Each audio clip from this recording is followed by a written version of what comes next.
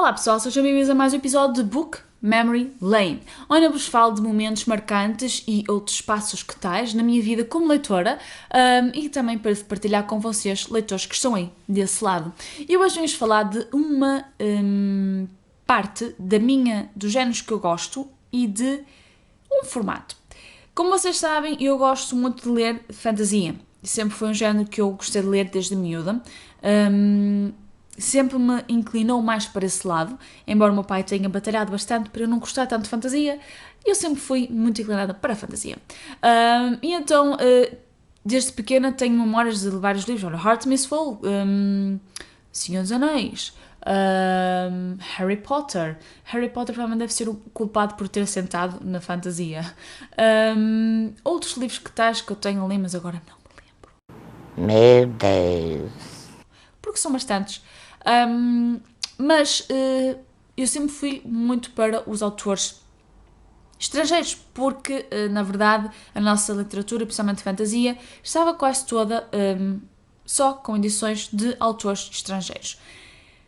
Verdade seja dita que também não deve haver muita produção de autores portugueses, pelo menos nos anos antigos, não tão recentes. Mas acho que isso com o tempo, e ainda bem, tem vindo a mudar, porque também existe mais aposta nos autores portugueses. Fantasia não é um género que seja muito amado, mas acaba por ser mais amado do que a ficção científica, acho eu, mas fantasia não é um género que também é muito amado pela maior parte dos leitores. A maior parte dos leitores vai sempre mais para o romances históricos, na minha ótica, mesmo mais também para os thrillers e para os mistérios, e a fantasia acaba por ser um género mais de nichos, menos que a ficção científica, mas não deixa de ser um género para mim mais de nichos. E por isso acho que não existe muita fantasia portuguesa. Eu acho que o primeiro livro que eu li de fantasia portuguesa foi A Manopla do Karastan, de Filipe Faria.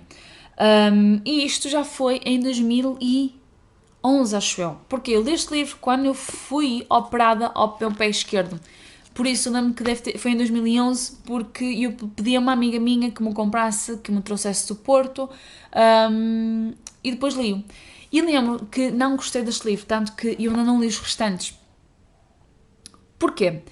Por causa do meu problema que eu já tenho com os outros autores portugueses. A escrita. A mim não me convenceu. Acho sempre que sabem aquela música dos... agora não me lembro do grupo, mas que diz na língua inglesa fica sempre bem. Basicamente é isso. E mesmo quando é em língua inglesa traduzida para a portuguesa, fica sempre com outro ritmo que não quando é escrito originalmente em portuguesa.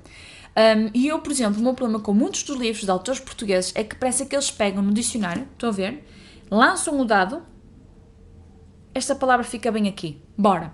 Basicamente é isso, e eu tenho um grande problema com isso, com as palavras que são escolhidas a dedo, que muitas vezes ficam demasiado complexas para aquela frase.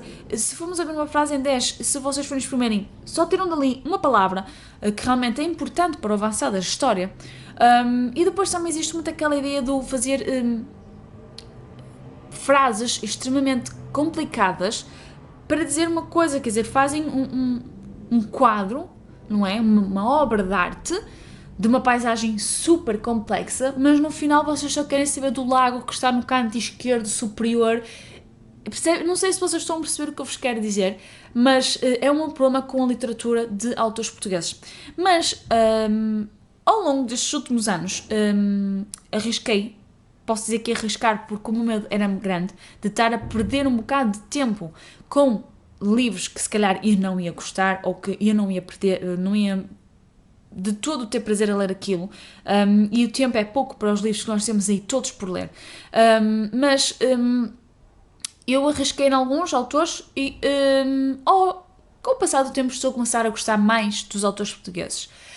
Também, talvez porque a minha maturidade como leitora também tem a sua influência, mas a verdade é que tenho gostado. E de fantasia ainda continuamos com algumas falhas, mas acho que tem havido grandes evoluções ao passar do tempo.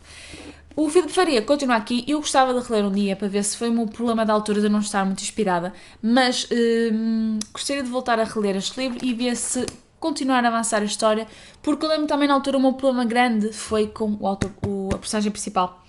E eu não gostei nada da personagem principal. E depois havia muitos clichês com os personagens que estavam aqui no meio. E então foi daí que a história em si também não estava a ajudar a escrita.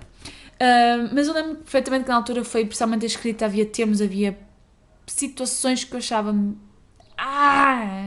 não fica bem aqui.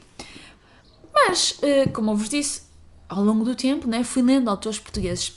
E no auge da minha última crise de ansiedade muito, muito grande, numa depressão nervosa, descobri uma autora que me acompanhou ao longo de algumas noites de insónia. Algumas, porquê? Porque eu devorei o livro, e o livro não é exatamente pequeno. E estou a falar de O Ressurgir de Titãs, de R.C. Vicente.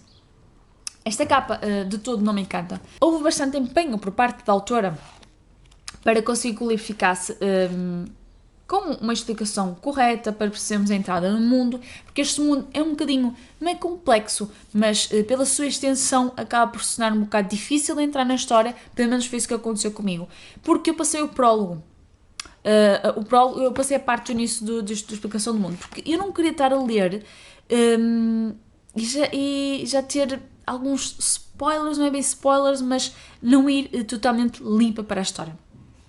O que é que aconteceu comigo nessa história? Custou muito entrar, porquê? Porque eu acho que, eu já referi isto várias vezes, quando a autora referia uma personagem, ela referia a linhas, a ascendência toda.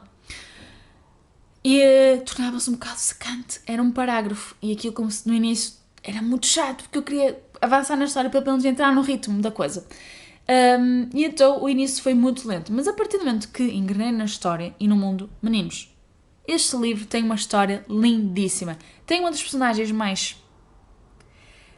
cinzenta de todas, como diz a Ana, quando são personagens que nem são boas nem são más. Tem uma das personagens mais cinzenta de todas e que eu tornei-me uma fangirl dele. Tem uma história de amor lindíssima. Tem um mundo de fantasia com muitos conceitos novos, na minha ótica. Nota-se que, assim, não é gerado de novo, mas tem aqui conceitos que são diferentes do habitual. E tem personagens fantásticas.